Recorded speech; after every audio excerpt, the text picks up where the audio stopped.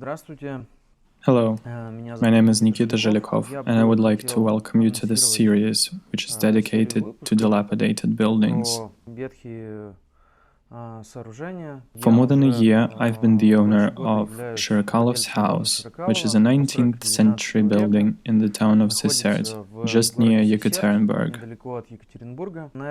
Using this example, I would like to tell you about the differences between owning this house as opposed to any other piece of property, what difficulties may arise when it comes to remodeling it, or perhaps even living in it. And I would also like to turn to global practices, opinions, and ideas about remodeling and renovating dilapidated buildings.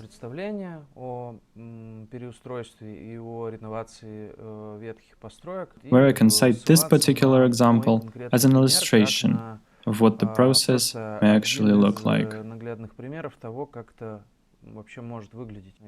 I hope you'll find this series helpful and valuable, and I will be happy to answer any questions you might have.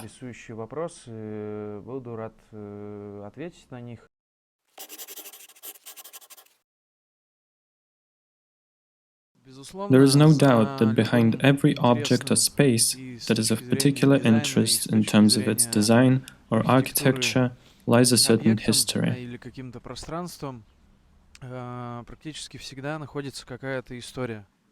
There are many ways to obtain knowledge about such history, from pre-project research and statistical work to developing narratives, which is something many designers, marketing and branding specialists do.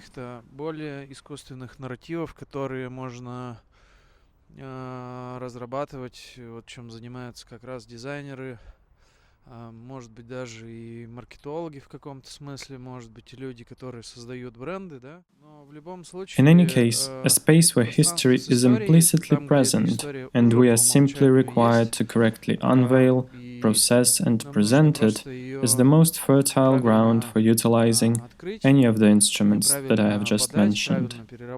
В любом случае, это максимально благодатная почва для любых последующих, instruments which are also the required steps to creating something contemporary and relevant while taking into account the history behind such buildings and the processes that may occur within their walls.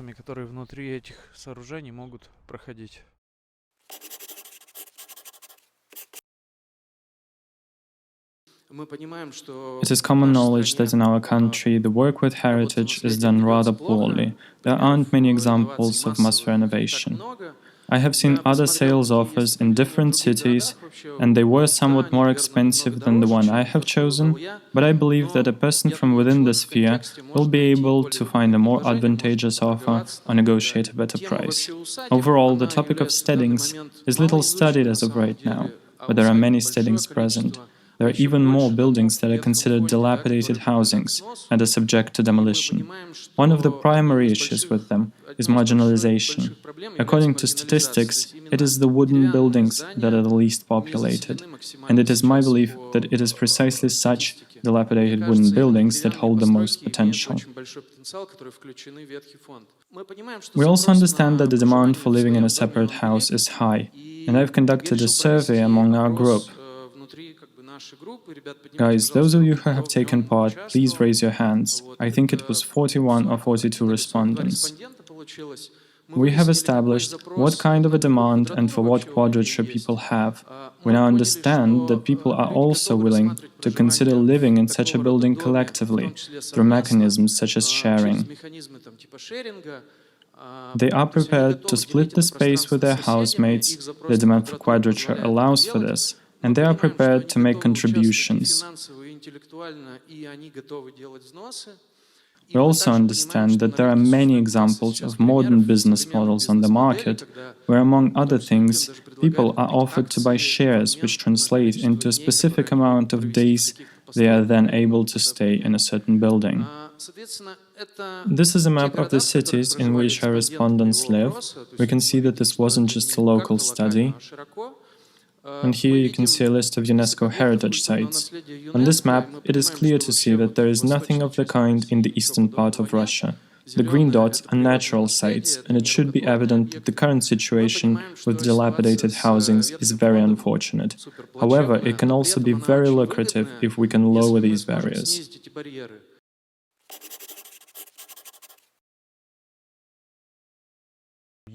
I was searching for a house for myself, was considering many options.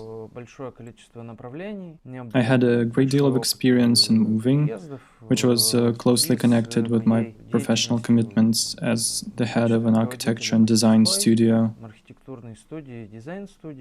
It was thanks to my occupation that I've also completed many renovation projects, historical buildings as well. And after my many travels from one city to another, I finally decided that at this point in time, an ideal lifestyle for me would be living in a small town, close to nature, close to some body of water, but with easy access to a larger city with a convenient airport. It just so happened that at the time, a purchase of a house in a gated development fell through. And I felt quite lost and didn't really know what to do next.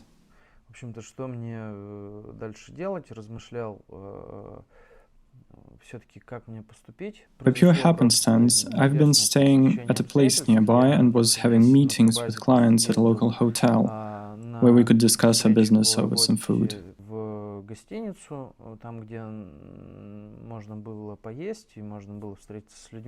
It was precisely out of the first floor windows of this hotel that I've noticed this building about which we will be talking from here on out, Shirykalov's house.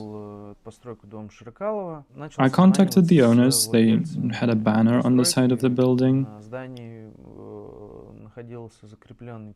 It turned out that there were a lot of issues with it, however. It is a semi-stone building. The first floor is wooden, but the ground floor is made of brick. The first floor was already covered with plasterboard. There was no way to see the condition of the logs. The basement of the house was damp, and it wasn't evident where the moisture came from or what to do with it. One of the positives, however, was that the building did not come with any additional burdens, so to speak. For instance, it is officially not considered to be an object of cultural heritage.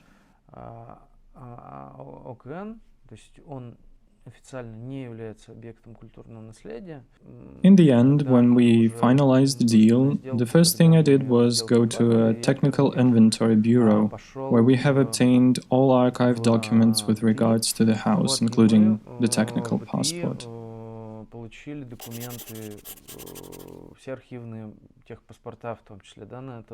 If you are also looking for means to obtain information, this is perhaps the single best starting point besides other archives.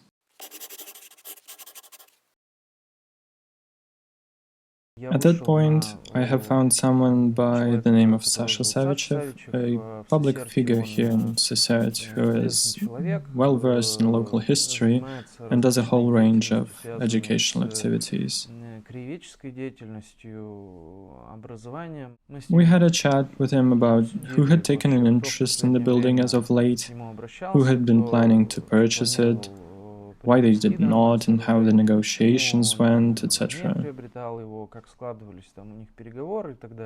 And besides the information about the last interested parties, we did talk extensively about the overall history of the building. What was known about it, if there are any urban legends, and who else I could approach regarding these topics. Another curious thing happened then. I have obtained a photograph of Shirykalov himself partaking in a picnic. His relatives have given me this image. I was inquiring about another house, and in the process I learned that the owner of that house, already an elderly man, is Shirykalov's relative.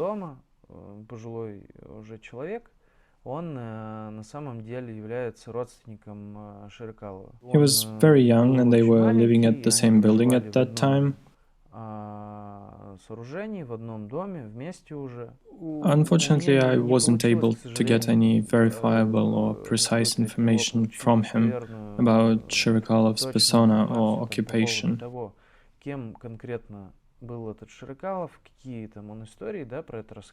Perhaps it wasn't customary to share such information with children, I couldn't say. But they did give me this photograph. Sasha Savichev then simply compared this information I've obtained with what he already had. We did find a very similar man in one of the factory photographs, and when you compare the images, it's pretty clear to see that this is basically the same person. Besides this image, there was also information about a merchant by the name of Shirykalov who sold meat and groceries, and there were a lot of other namesakes. It was quite conflicting. Why was a merchant present in a factory photograph where you would expect to see engineers, accountants, or office clerks? I do not know. На которой, в общем-то, находятся инженеры, бухгалтеры и конторские рабочие.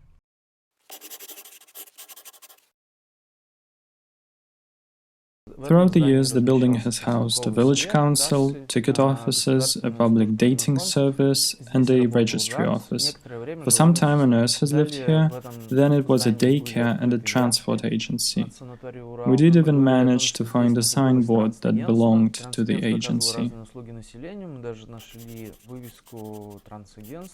After that, the house was given over to Pavel Bajov's museum, and they had plans to open a folk art center and a literature club, but the project was never realized. When the 90s came about, the ground floor of the building housed a workshop that was run by some of the ex-factory artists and a furniture manufacturing cooperative. There is also a story about a Czech project which intended to transform the building into a brewery and a restaurant, and before that, some other business wanted to make it into a cafe with its own bakery. It is my understanding that in preparation for one of these projects, some adjustments have been made to the building.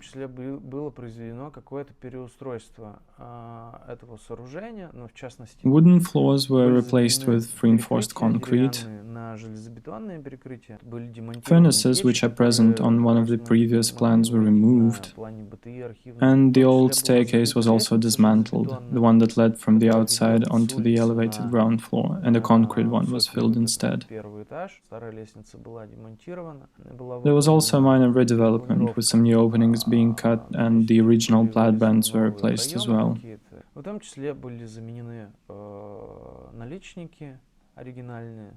The old ones were given to Sasha Savichev's museum, so the new ones are a modern replica. They were already fitted onto the facade, unpainted. The house can be found on the Sysert factory village plans as early as 1896.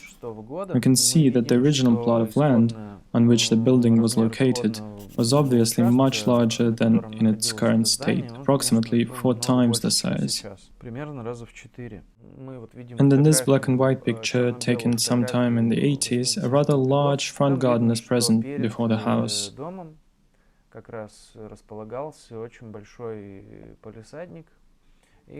By the way, Sasha Savichev conducted a small investigation into where in the town historically accurate pieces from this building's original architectural decor can be found.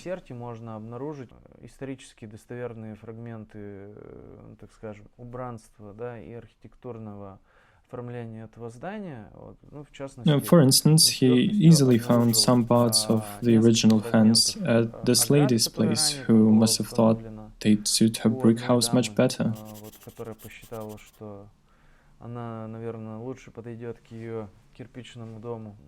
The drains, which were previously on this house, are now located on another one, literally a couple of buildings down the road. It is very curious how did they end up there.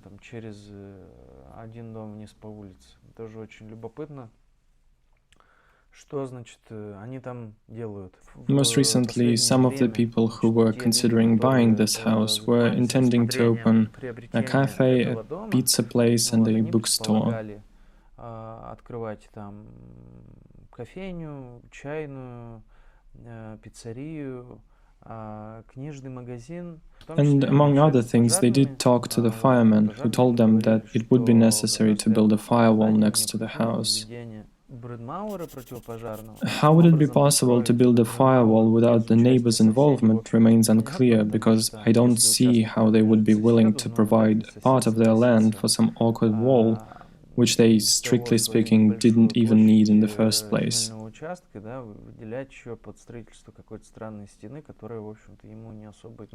This was one of the reasons behind purchasing the other neighboring plot of land together with the building. I will be getting ahead of myself here, but I will say that currently we're thinking about remaking this building into some kind of a workshop or maybe a gazebo.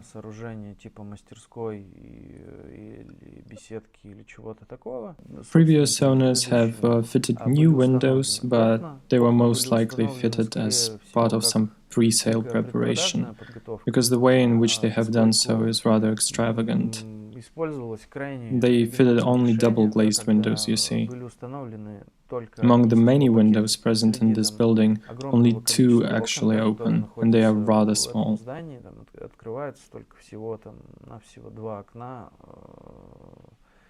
All other windows are simply fixed with mounting foam so that the house looks more or less presentable.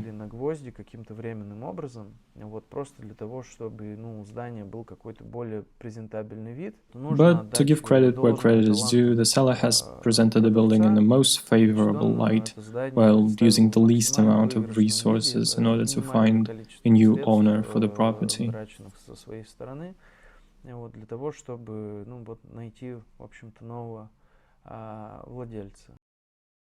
I would like to end the first episode with some form of a conclusion.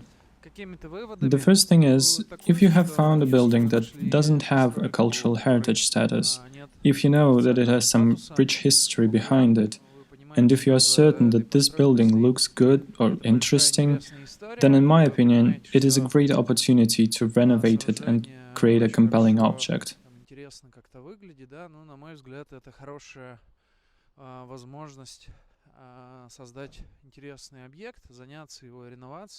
You may also have some stored value in such a project, which can be realized once you are able to receive the cultural heritage status for this building, even after the work on it is done.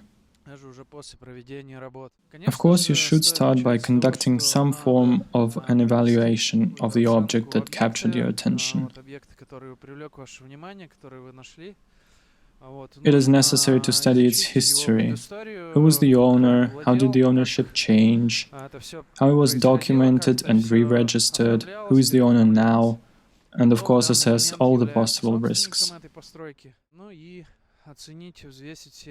For this part, I suggest you turn to professionals such as lawyers and estate agents. The second thing I would advise you to do is conduct an expert examination before the purchase.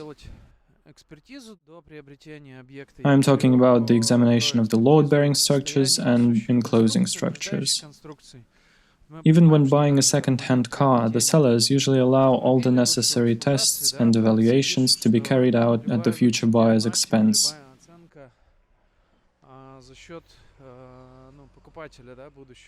Similarly, you should be able to agree with the seller for such an evaluation to be carried out and bring in the experts who, by instrumental methods, will study the structures and see how robust they are.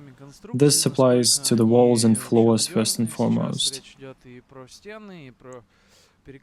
You may want to locally open the structures in order to see their state and check what kind of work you will have to perform in the future.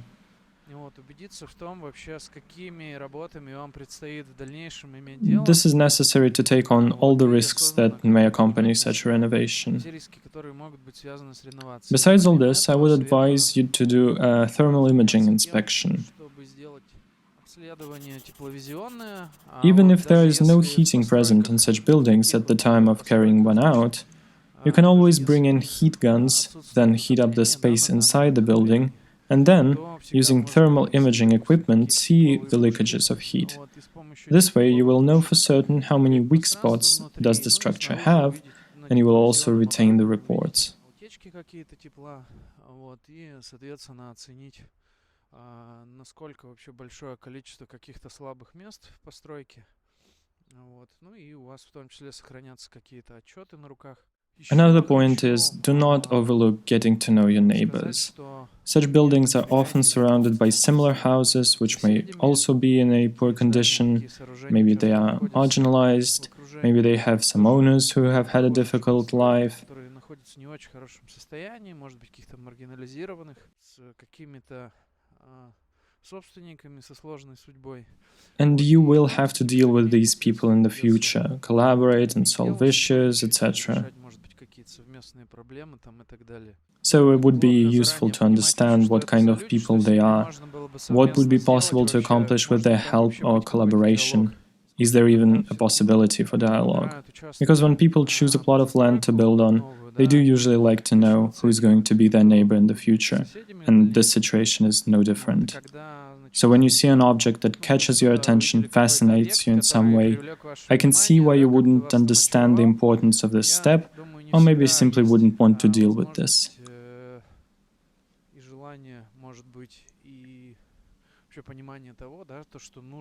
This is done, however, not to abandon the purchase altogether, but to correctly understand all the givens and plan ahead appropriately, being fully aware of all the risks you'll be taking on when purchasing the building with the intent of renovating it.